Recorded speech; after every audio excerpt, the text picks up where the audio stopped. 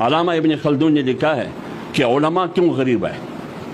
علماء کیوں غریب ہے؟ اکثر علماء غریب ہیں الا ماشاء اللہ. تو جواب دیتے ہیں کہ علماء کیوں غریب ہے؟ کہتے ہیں اس لیے علماء غریب ہے کہ علماء انبیاء کے وارث ہیں، اور انبیاء اکثر غریب تھے.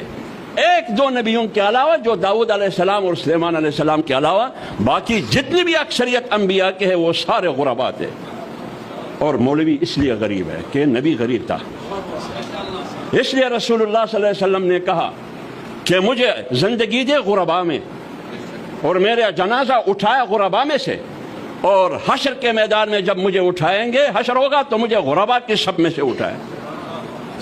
تو آپ احساس کمتری کا شکار نہ ہو، لہذا سیاست سرمایہ کی تابع نہ کرے.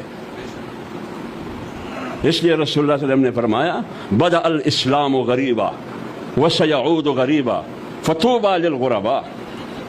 اسلام واقعی اجنبی تھا، لیکن اس اجنبی کاز اور پروگرام کو کندھا کس نے دیا؟